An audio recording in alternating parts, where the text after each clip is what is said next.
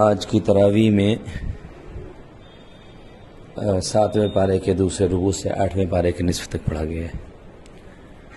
شروعات میں ایک آیت ہے کہ اللہ تعالیٰ تمہاری پوشیدہ چیزوں کی اور تمہاری علانیہ چیزوں کو جانتا ہے، کوئی چیز اللہ کے علم سے باہر نہیں ہے۔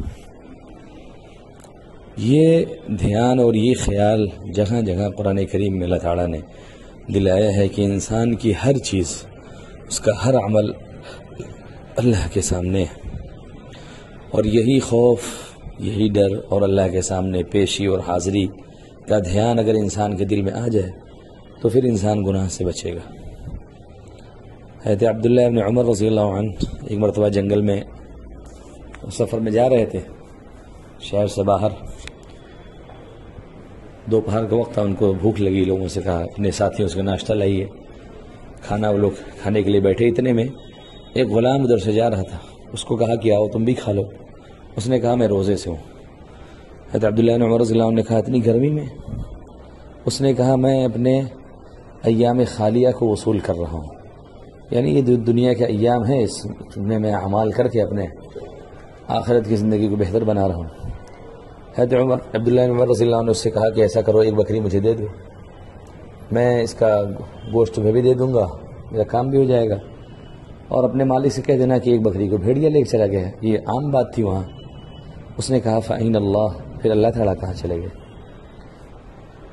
حضرت عبداللہ بن عمر رضی اللہ عنہ بڑے خوش ہوئے اور کہنے لگے، 2 بار کہا اِنَّ اللَّهَ اِنَّ اللَّهَ، یعنی ایک چرواہا ہے، شیفرڈ ہے، بکریاں چرانے والا، وہ کہہ رہا ہے اللہ تعالیٰ کہاں چلے گئے، یعنی اللہ تعالیٰ کا اتنا دھیان اس کو ہے۔ تو یہی دھیان اور ڈر اگر انسان کے دل میں رہتا ہے تو پھر انسان گناہوں سے بچتا ہے۔ وَأَمَّا مَنْ خَافَ مَقَامَ رَبِّهِ وَنَهَى النَّفْسَ عَنِ الْهَوَىٰ، 30ویں پارے میں کہ جو شخص اپنے رب کے سامنے کھڑے ہونے سے ڈرا اور اپنے نفس کو خواہشات کا فالو کرنے سے بچا لیا تو ایسے شخص کا ٹھکانہ جنت ہونے والا ہے۔ آگے ایک آیت ہے وَإِن يَمْسَسْكَ اللَّهُ بِضُرٍّ فَلَا كَاشِفَ لَهُ إِلَّا هُوَ، اگر اللہ تعالیٰ تمہیں کوئی تکلیف دینا چاہے تو کوئی اس کو ہٹا نہ سکتا، اور اگر اللہ تعالیٰ تمہارے ساتھ کوئی بھلائی کرنا چاہے تو اس بھلائی کو کوئی روک بھی نہیں سکتا ہے، یعنی نفع و نقصان کا مالک اللہ تعالیٰ ہے۔ ہم کہتے ہیں ہمارا کام بن رہا تھا، اچانک بگڑ گیا، یا کام ہمارے ہونے کے چانسز نہیں تھے، اچانک ہو گیا۔ یہ اچانک ہماری ڈکشنری اور ہماری لینگویج، ہماری زبان میں ہے، اللہ کے یہاں کوئی چیز اچانک نہیں ہوتی۔ آگے تذکرہ کیا اللہ تعالیٰ نے کچھ لوگوں کا کہ وہ کہتے ہیں کہ بس ہماری یہی دنیا کی زندگی ہے، کھاؤ پیو مر جاؤ، اور ہمیں دوبارہ نہیں زندہ کرنا ہے، اٹھنا ہے، دوبارہ نہیں اٹھنا ہے۔ تو یہ جو اللہ کو نہ ماننے والے لوگ ہیں ان کا یہ خیال ہوتا ہے۔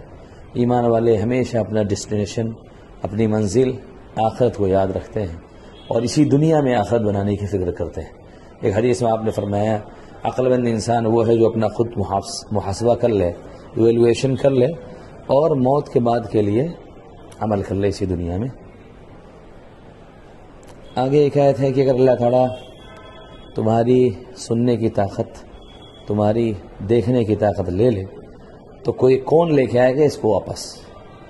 ظاہر کوئی نہیں ہے، یہ تو اللہ تعالیٰ نے ہی انسان کو عطا کیا ہے، اور جو بچہ بغیر آنکھ کے پیدا ہوا، میڈیکل سائنس آج تک ان کا علاج تلاش نہیں کر سکے۔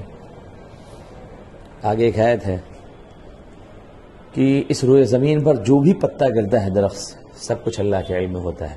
اس طرح زمین کے اندر جو کچھ بھی تر ہو یا خشک دانہ ہو، سب کچھ اللہ کے علم میں۔ پالتا ہے بیج کو مٹی کی تاریکی میں کون لایا کھینچ کر پچھم سے سوادے سازگار۔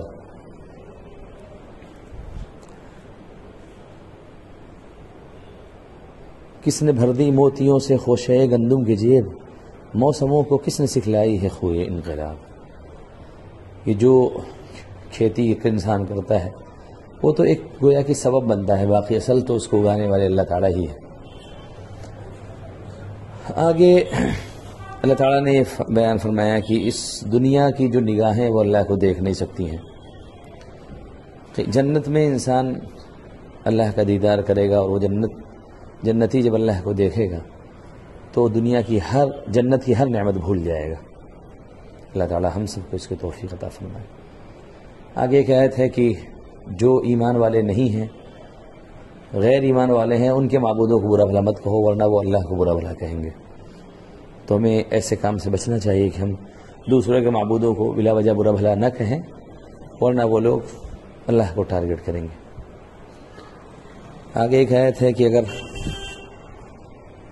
ہم فرشتے بھی اتار دیں اور مردے بھی بات کرنے لگیں تب بھی مکہ والے ایمان نہیں لے کے آئیں گے۔ وہ لوگ طرح طرح کے مطالبے کیا کرتے تھے کہ آپ یہ کر کے دکھا دیں، یہ کر کے دکھا دیں نبی کریم صلی اللہ علیہ وسلم سے، اور ایسا کرنے کا مقصد ان کا صرف آپ کو پریشان کرنا ہوتا تھا، وہ ایمان لانا نہیں چاہتے تھے۔ آگے ایک آیت ہے، اللہ نے فرمایا کہ اپنے بچوں کو بھوک کے خوف سے، فقر و فاقہ کے خوف سے قتل مت کرو کہ ان کو کھلائے گا کون، پلائے گا کون، بچے ہو جائیں گے۔ تو اللہ تعالیٰ فرماتے ہیں ہم تمہیں بھی رزق دیتے ہیں، انہیں بھی رزق دیتے ہیں۔ تو پیدا ہونے کے بعد بھی قتل کرنا جائز نہیں ہے، اور ماں کے پیٹ میں بھی قتل کرنا جائز نہیں ہے، اس نیت سے کہ اللہ تعالیٰ مطلب کھلائے گا کون، غیر کھلانے والا اللہ تعالیٰ ہے۔ آگے اللہ نے فرمایا کہ فحش کاموں کے، گندے کاموں کے قریب مت جاؤ، چاہے وہ ظاہر میں گندے کام ہیں یا چھپے ہوئے گندے کام ہیں، دونوں سے بچو، اور یتیم کے مال کے قریب نہ جاؤ۔ یتیم کا مال ہے اس کے حوالے کرو۔ چوتھے پارے میں آیت گزری ہے سورہ نساء میں کہ جو لوگ یتیم کا مال کھا لیتے ہیں وہ اپنے پیٹ میں جہنم کی آگ ڈال لیں۔ آگے ایک آیت ہے اس امت کے لیے کہ جو شخص ایک نیکی کرے گا اس کو 10 نیکیاں ملیں گی، اور جو ایک برائی کرے گا تو ایک برائی کا بدلہ ایک ہی۔ بالکل آخری آیت جو اس صورت کی ہے سورہ انعام کی، اس کے آخر میں ان ربک لسریع العقاب، یقیناً آپ کا رب بہت جلد حساب لینے والا ہے، سزا عقاب سزا دینے والا ہے، اور اللہ تعالیٰ بہت غفور رحیم ہے، معاف کرنے والا ہے، رحم کرنے والا ہے۔ انسان اللہ سے معافی تو مانگے، اللہ تعالیٰ انسان کے گناہوں کو معاف کر دیتا ہے، وہ تو بہت معاف کرنے والا ہے۔